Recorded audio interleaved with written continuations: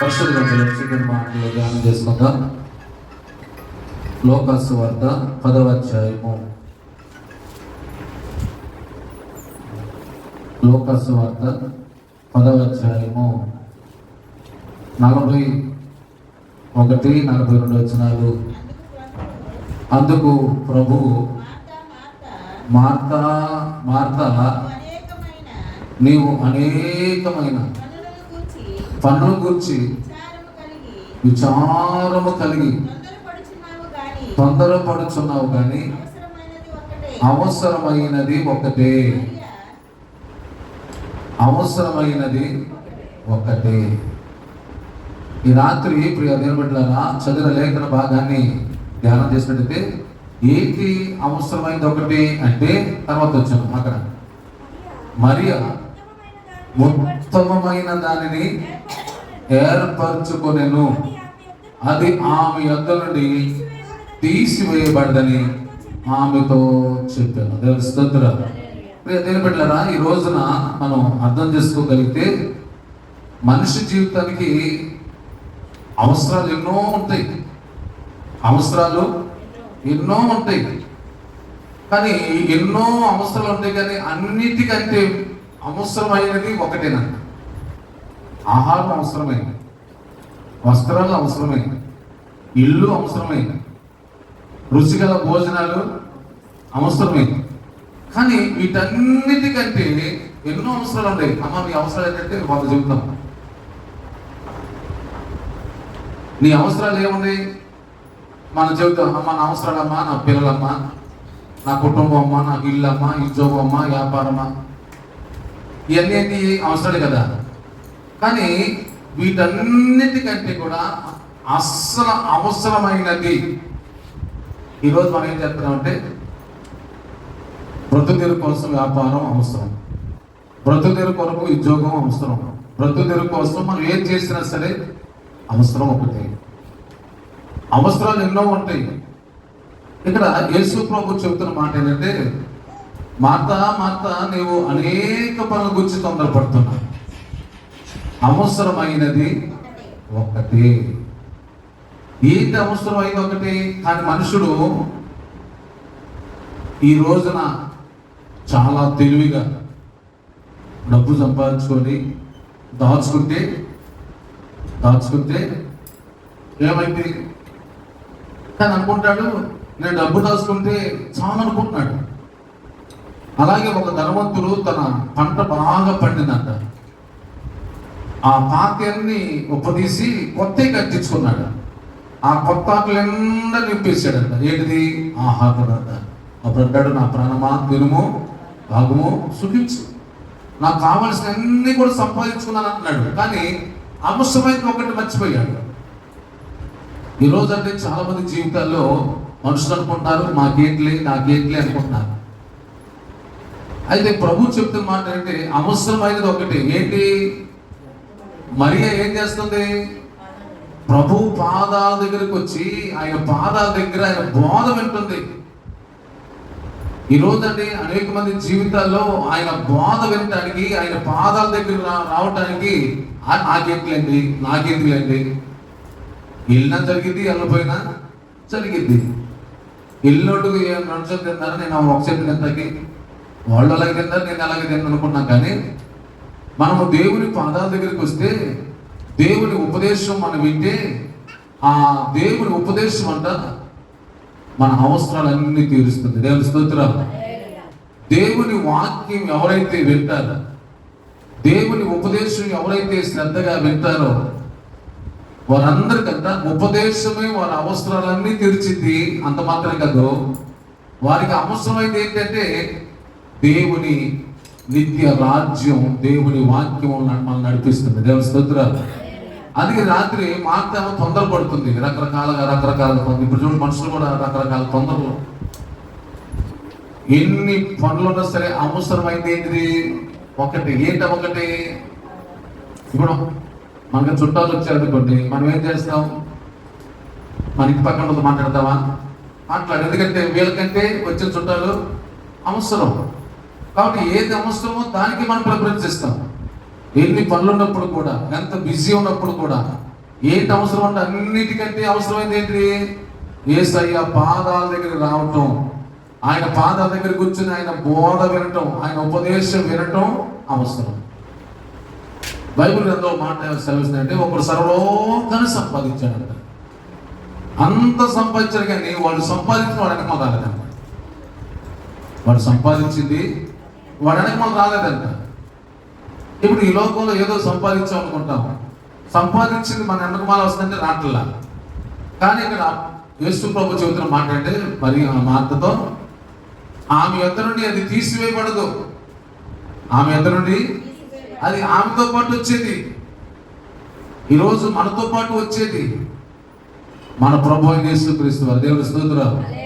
మనకి ఎన్నున్నా అన్ని మనల్ని వదిలిపెట్టాల్సిందే. అంటే కొత్తగా మంచి మంచం కొనుక్కున్నాం, లేకపోతే మంచి బట్టలు కొనుక్కున్నాం, మనిషే పోయాడు అనుకోండి, దమ్మె కొనుక్కు పెడతారా? స్తోత్రాలు. కానీ మనతో వచ్చేది ఎవరు? మనతో ఉండేది ఎవరు?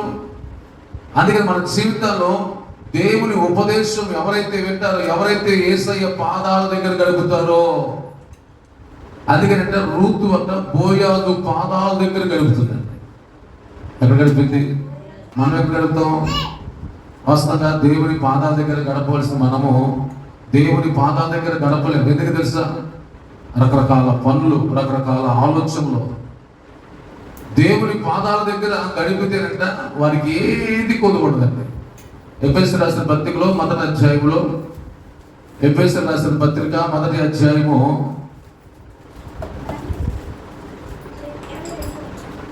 22వ వచనం, మరియు సమస్తమును ఆయన పాదముల కింద ఉంచి సమస్తము పైని ఆయనను. చూసారండి, యేసయ్య పాదాల దగ్గర ఏం పెట్టాడు? సమస్తము పెట్టాడు. యేసయ్య పాదాల దగ్గర ఏం పెట్టాడు? సమస్తము పెట్టాడు. మరి సమస్తము ఎక్కడున్నాయి? యేసయ్య పాదాల దగ్గర ఉన్నాయి. అనారోగ్యం వచ్చింది, ఎక్కడికి వెళ్ళాలి? యేసయ్య పాదాల దగ్గర రావాలి. కానీ మనం అంటాము, ఇప్పుడు నా కాలు బాగోనా, అయినా పుట్టుకుంటూ ఎందుకు వస్తున్నామంటే, కాలు బాగలేదు నేను వాగా అనుకోండి, నిజమైన క్రైస్తవుడు కాదు. ఆకలిందని, ఆహారం లేదని, నువ్వు అనుకున్నది జరగలేదని నువ్వు వాగా అనుకోండి, అసలు ఇలాంటి దేవుడితో పని లేదు. హల్లెలూయా. నీవు ఆపదల కోసం వచ్చేవాడుగా, అవసరం కోసం వచ్చేవాడు ఉండకూడదు. దేవుడు నీకు సహాయం చేసినా చేయకపోయినా ఆయన దేవుడే. దేవుని స్తోత్రాలు. ఆయన నీకు మేలు చేసినా చేయకపోయినా దేవుడే. ఎప్పుడు చేయాలో ఆయన తెలుసు, ఎప్పుడు నీకు ఇవ్వాలో ఆయన తెలుసు, ఎప్పుడు నీ పట్ల అద్భుతం చేయాలో ఆయన తెలుసు. మనం అంటాం, మనం ఏదో వాండరం అయినట్టు దేవుడు మనకి ఒక పనుడులాగా, నాకు ఇప్పుడు చెయ్యి అంటాం, ఈ రాత్రి చెయ్యి అంటాం, ఇప్పుడు చెయ్యి అంటాం. అంటే దేవుడు నీకన్నా పనివాడా? స్తోత్రం. దానియేలండి కుమారు ప్రార్థన చేశారు. శాస్త్రం మారిందా? రాజుగా ఆగిన మారిందా? సింహాల భవన్లో అయితే మన ఆగిందా? ఆగల. ప్రార్థన చేశాడు, శాస్త్రం ఆగలేదు, సింహాల భవన్లో అయితే మాట్లేదండి. దానియేలన్న మొహం మార్చుకున్నాడా? కొంతమంది ఉంటారు మొహం మార్చుకుంటారు, ఎట్లా చెప్పడానికి లేదన్నమాట. నువ్వు అడిగింది దేవుడు చేయకపోతే నీ మొహం ఎట్లుంటుంది? అంటే దేవుడు ఎప్పుడు చెయ్యాలనుకున్నాడో అది తెలుసుకోవాలి మొదట. భక్తి అంటే ఇప్పుడు కుటుంబం ఉందండి, భార్య భర్తలు ఒకరినొకరు అర్థం చేసుకోవాలి. అదే కుటుంబం అంటే, అదే భార్య భర్తలు అంటే. అలాగే మనము కూడా దేవుడి సరికి వస్తాం, ప్రార్థన చేస్తాం, అడుగుతాం. అడిగినప్పుడు దేవుడు మన అవసరాలు తీర్చలేదు అనుకోండి, దేవుడు చెప్తుంది కాదేమో. దేవుడు ఎప్పుడు ఇవ్వాలో అప్పుడు ఇస్తాడు, ఎప్పుడు సహాయం చేయాలో అప్పుడు సహాయం చేస్తాడు.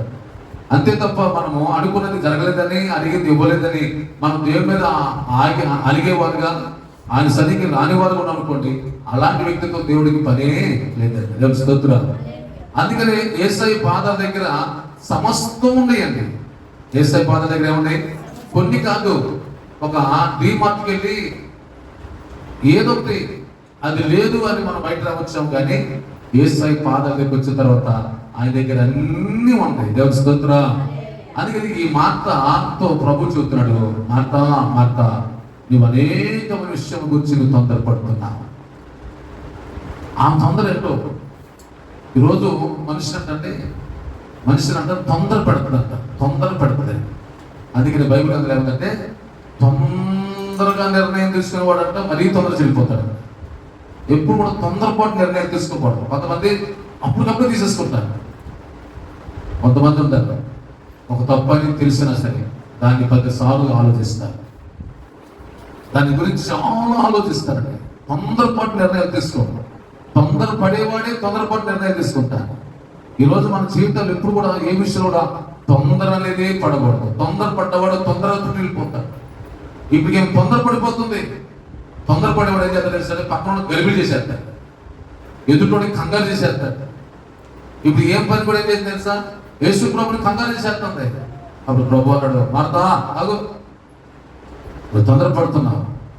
అవసరమైంది ఏం తెలుసా, అవసరమైంది మాటకు అర్థం కావట్లా.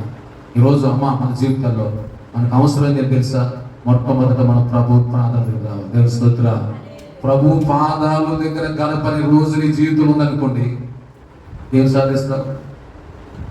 ప్రభు పాదాల దగ్గర గడపాల్సిన ఇది నిజమైన అవసరం, నా జీవితానికి అవసరం అని ఎప్పుడైతే తెలుసుకుంటామో అప్పుడు ప్రభు నీ విషయంలో సంతోషిస్తాడు.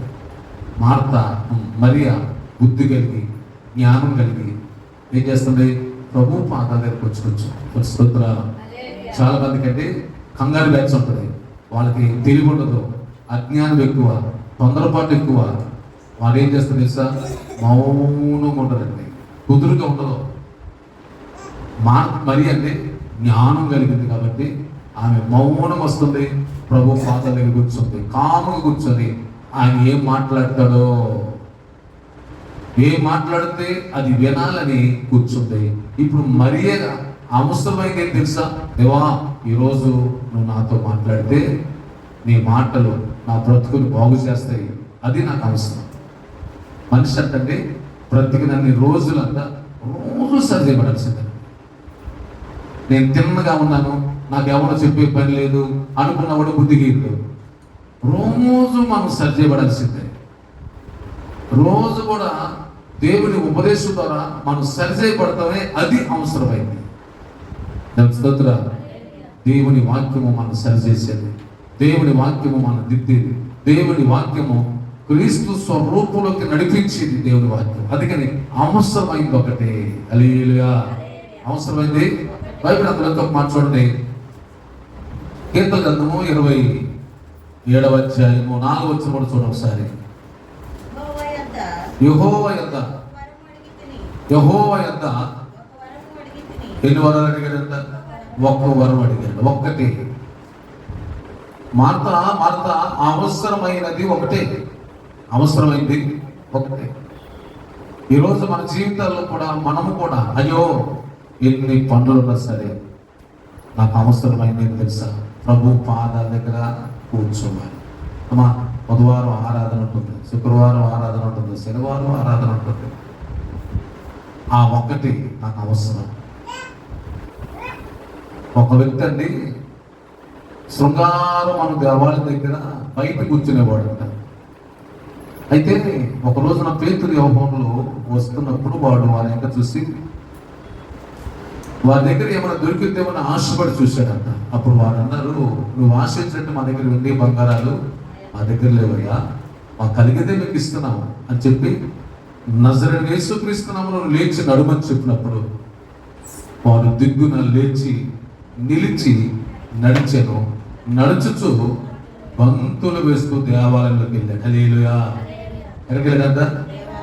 వాడు దేవాలయంలోకి వెళ్ళిన తర్వాత అంట పేతురుని యోహోన్ని వదిలిపెట్టలేదంట. పేతురుని యోహోన్ని వదిలిపెట్టలేదు. ఎందుకు వదిలిపెట్టలేదు అంటే వాడు వారి వెంట మాకు కావాల్సింది ఏది, వీళ్ళు వెనకాలే ఉండాలి. ఒకప్పుడు లోపల ఉన్నప్పుడు లోపల గడిచాం, ఇప్పుడు తెలుసుకున్నాం నాకు అవసరమైంది వీరితోనే ఉండాలి. దేవుని స్తోత్రం. 4వ అధ్యాయంలో 13వ వచనం చూడండి ఒకసారి. అపోస్తలుల కార్యములు 4వ అధ్యాయము 13వ వచనం. వారు పేతురు యోహోనుల ధైర్యము చూచినప్పుడు వారు విద్య లేని పామరులని గ్రహించి ఆశ్చర్యపడిరి. వారు వేస్తూ కూడా ఉండిన వారని గుర్తెరిగి ఇక్కడ చూడండి, శృంగారమను దేవాలయం దగ్గర అతను పుట్టిన మొదలుకొని గుంటివాడే ద్వారము బయట కూర్చుని స్వస్థత పొందాడే వాడు స్వస్థత పొందిన ఆ మనుషుడు వారితో కూడా వాడు అనుకున్నాడు, నాకు అవసరమైంది ఒకటే, ఏంటి? నేను వీళ్ళు వదిలిపెట్టకూడదు, దేవుని సన్నిధి వదిలిపెట్టకూడదు, దేవుని సహవాసం వదిలిపెట్టకూడదు, నాకు ఒకటే, నాకు అవసరమైంది ఒకటే.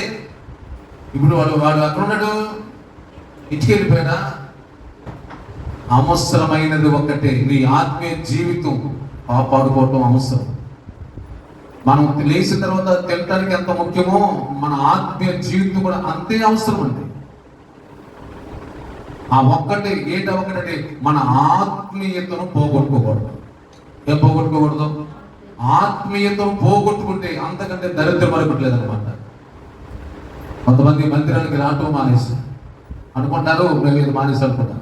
ఎంత దరిద్రం చూడటానికి వెళ్ళి నువ్వు ఎంత ఉన్నా ఎంత చేసినా సరే ఆత్మీయత అనే లోపం నీలో వచ్చినప్పుడు నువ్వు ఏమీ సాధించలేవు. ఆ వ్యక్తి వారి ఎంతే ఉన్నాడు, వాడు ఆ వ్యక్తిని అడిగితే ఏంటంటే నాకు ఈ ఒక్కటే అవసరం. ఆ స్వస్థత పొందిన మనుషుడు వారితో కూడా నిలిచి, ఎవరితో నిలిచున్నాడు? మరియా ఎవరితో నిలిచింది? యేసయ్య పాద దగ్గర ఉంది. నువ్వెక్కడున్నావు? ఒకసారి ఆలోచించాలి. పూర్తికి లేకపోయినా పర్వాలా, ఆత్మీయతను పోగొట్టుకోకూడదు. తినడానికి లేకపోయినా పర్వాలా, పస్తులున్నా పర్వాలా, మనము ఆత్మీయతను పోగొట్టుకోకూడదు. అందుకని నేనేమంటానంటే భక్తిహీనతో సహవాసం చేయమాకండి. ఎవరితో? నేను మొహమాటం లేకుండా చెబుతాను. నేను ఒక బ్రదర్ దగ్గరికి వచ్చాను, అన్న ఎక్కడ ఆత్మీయత ఉంటుందో ఆత్మదేవుడు ఉంటాడో అక్కడ సంఘం ఎక్కువ మంది ఉంటారు అన్న అన్నాడు. ఆత్మీయత లేని చోట గుంపులు వస్తారు. ఎందుకు తెలిసి అక్కడ గద్దింపు ఉండదు. అక్కడ ఏముండదు? గద్దింపు ఉండదు. దొంగోడినైనా సరే నువ్వు బలేవుడు అంటారు. హృదయంలో పాప పెట్టిన కూడా నువ్వు బలేవుడు చాలా మంచోడు అంటారు. కానీ ఆత్మీయత ఉంది చూసారా, ఆత్మ నడిపింపు. అక్కడ హెచ్చరికలు ఉంటాయి, గద్దింపులు ఉంటాయి, నిర్మోటంగా మాట్లాడుతాడు దేవుడు. అక్కడ జనం రారని అన్నాడు. దేవుడు స్తోత్రం. నాకు రాకపోయిన పర్వాలేదు. ఆత్మీయతలు ఎదగాలనుకున్న 2-3 ఇచ్చినా చాలా. భక్తి లేని వాడు ఎంతమంది చూసుకోవాలి? స్కూల్కి చదివాడు కావాలా, చదవకోకుండా రోడ్ల తిరుగుడు కావాలా? అమ్మా స్కూల్లో చేర్చుకోవాలంటే బాగా చదివాడు చేర్చుకుంటాడా, రోడ్ల తిరుగుడు చేర్చుకుంటాడా? రోడ్ల తిరుగుడు ఎందుకు? భక్తి లేని వాడు ఎందుకు? మార్మల్స్ లేని వాడు ఎందుకు? నేనంటాను అలాంటి వాటితో స్నేహం చేయకూడదు, అలాంటి వాటితో కాసేపు కూర్చొని మాట్లాడకూడదు. ఆ దరిద్రం తీరకు వచ్చేస్తుంది. దేవుని స్తోత్రం. నువ్వు ఎంతసేపటికి ఆత్మలో తీవ్రత కలిగి ఆత్మలో ఎదుగుతుండాలి, వాళ్ళతో సహవాసం చేయి. ఒక దొంగడితో సహవాసం అయితే ఏమవుతాడు? దొంగడు అవుతాడు. ఒక వ్యభిచారితో సహవాసం చేస్తే వ్యభిచారుడు అవుతాడు. భక్తి లేని వాడితో సహవాసం చేస్తే వీడి భక్తుడు అవుతాడు. అందుకే ఈ రోజు జరిగేది తెలుసా? భక్తి లేని వాడు భక్తి లేని సహవాసం చేసి మొత్తం పోతున్నారు. హల్లెలూయా. అందుకే మన భక్తి జీవితంలో ఎలా ఉండాలి? వాళ్ళతో మాట్లాడకూడదు, వాళ్ళతో కాసేపు నిలబడి కూడా మాట్లాడకూడదు. వాళ్ళ లక్షణాలు మనలోకి వస్తాయి, వాళ్ళ ఆత్మ మన మీదకి వస్తుంది. స్తోత్రం. అందుకే రాత్రి దేవుని బట్టి మన జీవితంలో ఆలోచిస్తే ఆ వ్యక్తి ఎవరితో నిలిచాడు? పేతురు యోహానుతో నిలిచున్నాడు. నీకు అవసరమైంది ఏం తెలుసా? ఆత్మీయతలతో కలిసి ఉండటమే నీకు అవసరం. ఆత్మీయుల కోసం ఆత్మీయులతో నువ్వు నిలిచుంటే అదే నీకు అవసరం. ఆత్మీయత లేని వారితో మాట్లాడకూడదు, ఆత్మీయత లేని వారితో నువ్వు సహవాసం చేయకూడదు. దానికి స్తోత్రం. కాబట్టి రాత్రి మన జీవితంలో ఇక్కడ ఒక వరం అడుగుతున్నాను అన్నాడు. ఏమడుగుతున్నాడు? ఒక్క వరం అడుగుతున్నాడు. ఒకటే. ఏంటా ఒక్క వరం అంటే, నేను నా జీవిత కాలం అంతా కూడా నీ సన్నిధిలో, నీ మందిరములో, నా జీవిత కాలం అంతా నేను యెహోవా మందిరములో. అంటే ఇప్పుడు ఆయనకి అవసరమైంది ఏంటిది? ఆయనకు అవసరమైంది ఏంటిది? మందిరంలో నివసించాలి. ఆ ఒక్కటే ఆయనకి కావాలంట. మనకి కావలసింది ఒకటే ఏంటి తెలుసా? దేవుని మందిరములో దేవునితో నివసించే భాగ్యం, ఆయనతో గడిపే భాగ్యం. ఆ ఒక్కటి ఉంటే చాలు. దేవుని స్తోత్రం. ఈ రాత్రి మన జీవితంలో ఒక్కటే ఏంటి తెలుసా? ప్రభువా నీతో కలిసి ఉండే భాగ్యం, నీ బాధ వినే భాగ్యం. బాధ వింటే మనం సరిచేయబడతాం. బాధ వింటే మన బ్రతుకులు మారుతాయి. బాధ వింటే నా లోపం ఏంటి నాకు అర్థమైంది. బాధ వింటే నా నడకేది నాకు అర్థమైంది, వాదింటే నా జీవితంలో మార్పులు ఇంకా ఏం రావాలి అనేది అర్థమైంది. వాదిన వాడికి ఏమర్థమైంది? స్తోత్రం. ఎప్పటికప్పుడే దేవుని బోధ నన్ను సరిచేసింది, నిన్ను సరిచేసింది. భక్తులైన పౌలు అంటాడు తిమోతితో, తిమోతి నీ బోధ నిన్ను రక్షించాలి, నీ బోధ విన్న వారిని కూడా రక్షించాలి.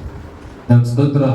కాబట్టి మరియా అవసరమైనది ఏంటంటే, అమ్మ ఈరోజు ఈ పూట పొద్దున టిఫిన్ చేస్తే, మధ్యాహ్నం భోజనం చేస్తే, సాయంత్రం భోజనం చేస్తాను. అవసరం అది కదా, శరీరానికి అవసరం. మన ఆత్మకు అవసరం. నీ ఆత్మకు ఆహారం ఉందా? వాక్యం ఉందా? వాక్యం లేదు. నీ స్థితి చాలా ప్రమాదంలోకి వెళ్ళిపోయింది. భక్తి విడిచిన వారి మార్గములంతా వారికే వ్యకసం అవుతాయి అంట. భక్తి విడవకూడదు, దేవుని మార్గాన్ని మరవకూడదు, ఆత్మీయతను కోల్పోకూడదు. నువ్వేది కోల్పోయిన పర్వాలేదు, 1000 రూపాయలు నష్టమైనా మళ్ళా సంపాదించుకోవచ్చు, కానీ ఆత్మీయతలో నీకు లోపం రాకూడదు. స్తోత్రం.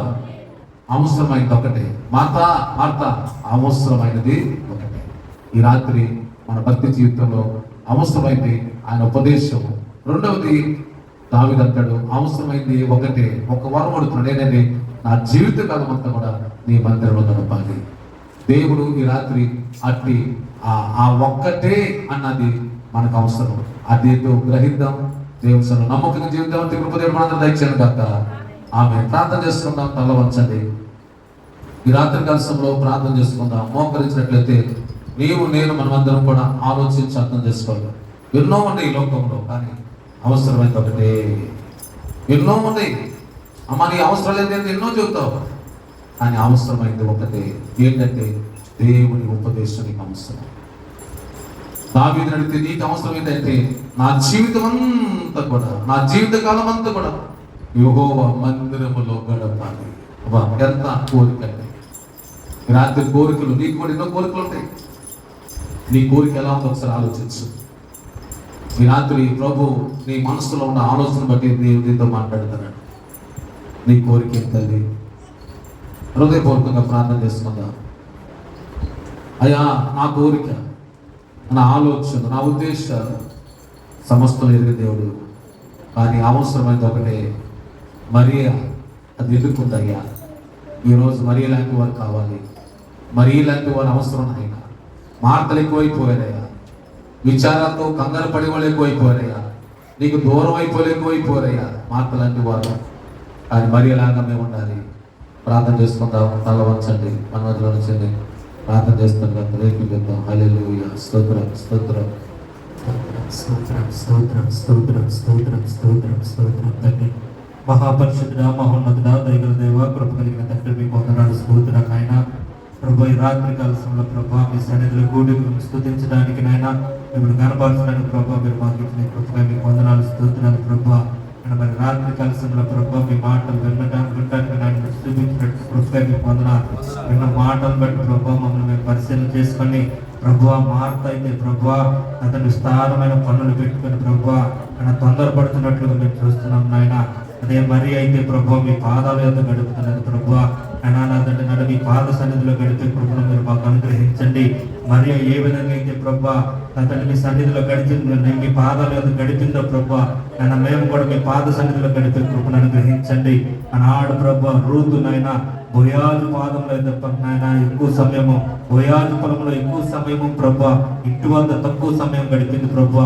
ఆయన మా జీవితాల్లో కూడా ప్రభా దాని ఎక్కువ సమయం మీ సన్నిధిలో గడిపే కృపను దయచేయండి ప్రభు. వందనాలు. దావీదు అంటున్నాడు, యెహోవా నాకు ఒక వరం అడుగుతున్నాడు, దాన్ని వెతకడానికి దాన్ని వెతుకుతున్నాను అంటున్నాడు ప్రభా.